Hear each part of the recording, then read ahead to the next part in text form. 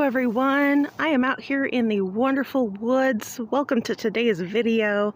I have had some issues with my lungs lately, and I have found some wonderful mullein. We've had a lot of forest fires, and I've had some anaphylaxis and asthma attacks, which my lungs are still trying to heal. You can probably hear how winded I am. So finding this mullein plant is just delightful. So as it starts to grow, it looks like a little cabbage patch. It's adorable. Now its leaves are really fuzzy. You can take these leaves and dry them to make like a tobacco with it. You can roll the leaves. You can do all kinds of sorts of things. Makes teas, tinctures, just a lot of wonderful things with it. As it grows, it starts to produce this wonderful stalk with a bunch of seed heads on there with little yellow flowers. It's a little bit past its time right now, but these seed pods you can actually make torches out of, so they are really wonderful. And the leaves, I'm going to go ahead and harvest several of them, and I'll show you guys what to do from there and how you guys can use them and process them for your own respiratory issues. Now that we're home and we have our fresh, clean mullein leaves, now we're going to go ahead and just take that big vein out of the center of it.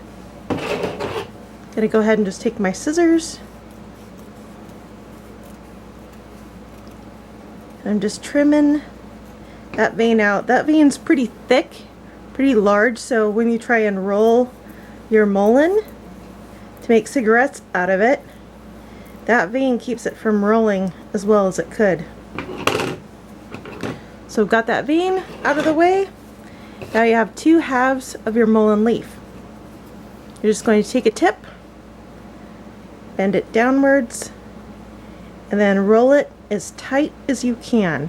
And you can give it a good pinch as you roll. That will help all the juices and stuff that's in the plant. It'll make it stick to itself a little bit better. And you can just roll it up just like you see me doing here. Now what you can do is at the very end you can put some string and tie it together, but if you just give it a good gentle squeeze, it will hold itself together just like that. There's another way you can roll it as well. If you have a really large leaf and you don't want to have a large sized roll, you can just take your tip. Which way do I want to do this? I want to do it this way. That way I can just kind of line up my straight edge. You just bend my corner down and roll it, but I'll start rolling it at an angle. And this way I can gauge about how thick I want it to go. I can also keep my roll a little bit smaller so it doesn't get quite as bulky.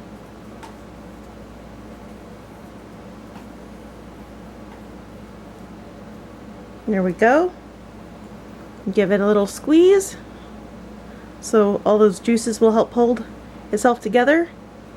And that's how you can do two different rolls of your mullein leaf. Now the third way you can use your mullein leaf is to make a tincture out of it. Tinctures are made with alcohol or vinegar with the mother in it. All you'll do is you'll just take your leaf, cut it or tear it into smaller pieces. You'll put it in a jar like I've got right here, and you will fill it with either alcohol or vinegar. There's two ways, so that way if you don't want to use alcohol, there's a second way there for you. So you'll put it in a jar, leave it in a cool dark place. You'll cover everything up right to the top. Do not pack your jar so full of mullein that your liquids cannot absorb all the good stuff, all the good nutrients that are in the plants. You want that fluid to be able to move around freely. So here I've got it all together. You'll want to vent it off once a day, and you want to give it a good shake, tip it upside down, and then you'll store that in a cool dark place. Once you have made your rolls of your mullein leaf, you can go ahead and put them in a food dehydrator like I have got here.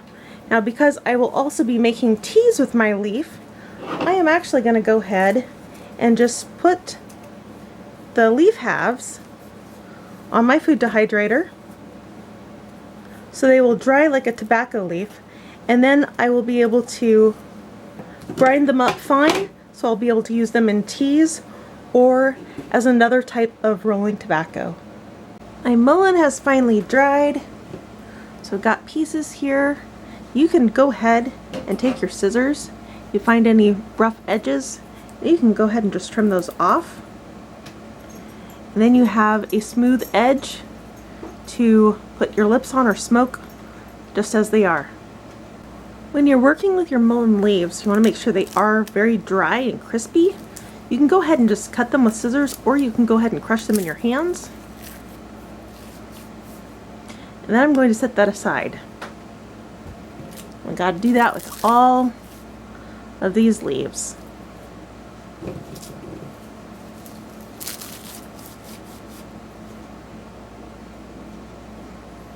Once you have your herbs ground by hand, you'll still have some large pieces in there. That's just fine. At this point, I like to go ahead and use my herb grinder. Now, I found this herb grinder online on Amazon. It's got a nice turn down handle. It makes it very easy to grind the herbs up. It's got your spinning blades. This is stainless steel. When your herbs get to be the right size, they'll actually fall down in those little holes. It has a little compartment here that you can just open up, and that's where all your ground herbs will be. It also has a screen mesh,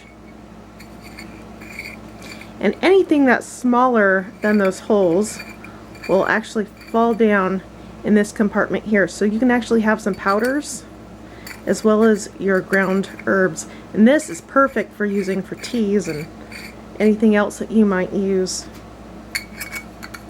There is one thing I don't like about this herb grinder, and that is in the center. Sometimes the herbs kind of get stuck in there, and it makes it very hard to close the unit. Also, there's a magnet that attaches top to the bottom, but sometimes that magnet can come out and gets dislodged.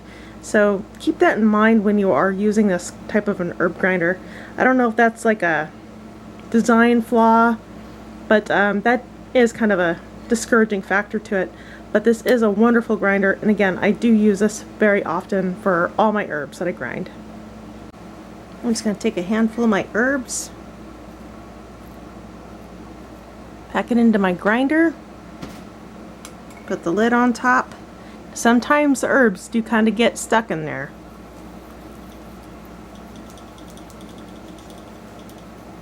Turn it the other way if I need to.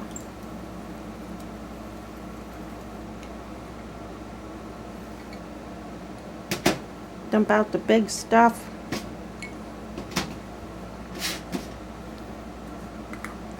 Then when I open this up on the inside,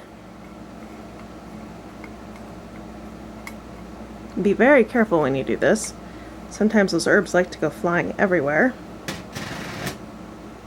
You'll have really nice, compact, smaller ground herbs versus doing it by hand. So I love using this herb grinder for this method. Alright, so the next thing I'm going to do here to make my mullein cigarettes, now that I've got all my mullein chopped up, is I'm going to just take my roller, open it up, gonna grab some tips. No, I do not have any sponsors for these videos. I just found what I could locally. I've got my tips. Place that on the inside of my roller. I just want to hold that up against the edge real tight. I'm going to take my mullein herb. I'm just going to pack it in there. I don't want to have my mullein coming up over my tip, so that's why I am keeping my finger in there. I'm going to make sure I have the same thickness, same density all the way through there. I'm going to close it back up and just roll it. At this point, this is where I like to check it, make sure that it has rolled consistently, and I've got a little bit less in the middle there, so I'm just going to go ahead and add some.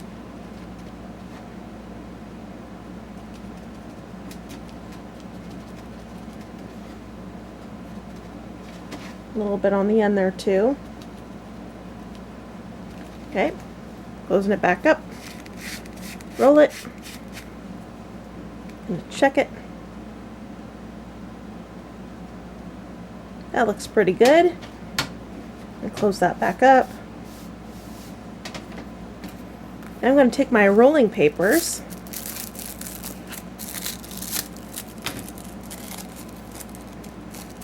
Make sure I have the sticky gummed side on the inside. Take the paper down there in the lip. I'm going to just start to gently roll it.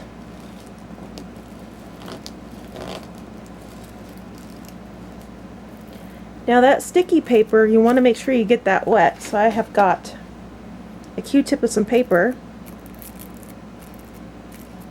That helps to activate that glue. I'm going to roll it.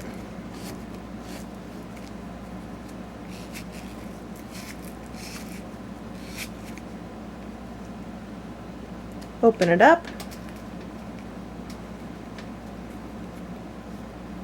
Now I have a finished rolled cigarette right there. And I can use that for asthma attacks or breathing issues, and it works amazingly well. I have had my Mullen tincture in the jar for quite a while. It's now time to go ahead and strain this. There are two ways that you can do this.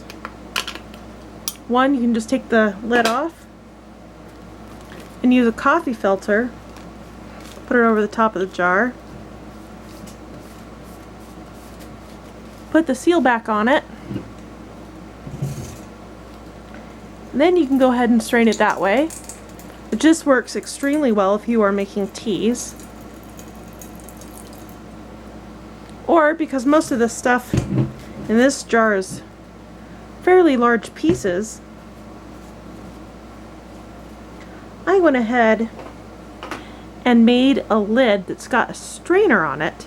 I found one of those splatter screens at the dollar store and went ahead and cut it in the shape I needed and glued that in there. And just go ahead and put that at the top of my jar. And then I can strain it that way as well. When you have finished making your herbs, you can go ahead and put them in glass jars and make sure you label them. So I have a bunch of my Mullen herb here, which I can use in my coffee or my teas. I can go ahead and use that any way I want to, and I can use this to roll into smokes if I need to. I also have my Mullen powder here. Now this you can actually even use as a good wart remover. You just apply a little bit of water to the area that you want to treat, pack as much of that powdered herb in there as you want to, cover it with a band-aid, and that will usually kill the wart within about 24 hours or so from the root. So this is a wonderful thing to have on hand. It even helps with scarring, skin issues. It's just a wonderful herb. Then I have my Mullen smokes here that I've already made. And then I've got my Mullen tincture. Now, there is no set dosing on the tincture, so you can use a squirt or two, however much you need to, based on your own needs. So again, there is no set dosing, so you'll need to gauge that for yourself. I did have an asthma attack, so make sure you stay tuned to the very end of this video and see how well that this product works in helping with asthma attacks, even anaphylaxis. So if you like this video, you can come back for more tips and tricks later on. Hi guys, I just started having an anaphylactic reaction. I can finally at least breathe, but my voice is gone. So I'm going to show you guys what I use to treat my asthma and what happens when I go through anaphylaxis. So one of the first things I do is I'll take an energy drink, like a little shot. I'm going to do that. Hopefully that'll help clear some of that up. Now, I don't like using these. See, they work good. They're a smooth cell dilator, so they will open things up and can help get you breathing again. So if you are allergic to epinephrine like I am and tend to have seizures after them, this is the way to go. This is quick in an emergency as a secondary, just in case. I do have my Mullen cigarettes here. You can already tell my voice is coming back. It's easier to breathe. It's easier. I'm going to go ahead and just light my Mullen here. I'm just going to draw on it, let it sit in my lungs for about a second or two, however long I can hold my breath for, and release it.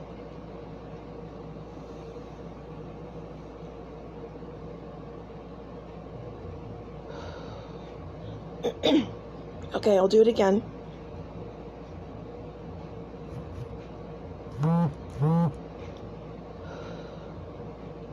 And that's usually enough to get my voice to come back. So that's how awesome using homeopathic medicine or alternative medicine really is in helping with anaphylaxis. I hope this helps you guys. I'm still trying to get my breathing back, but I knew eventually I'll make this video, so hope this helps you guys. Have a good one. And make sure you can breathe. Breathing is essential. Have a good one, guys.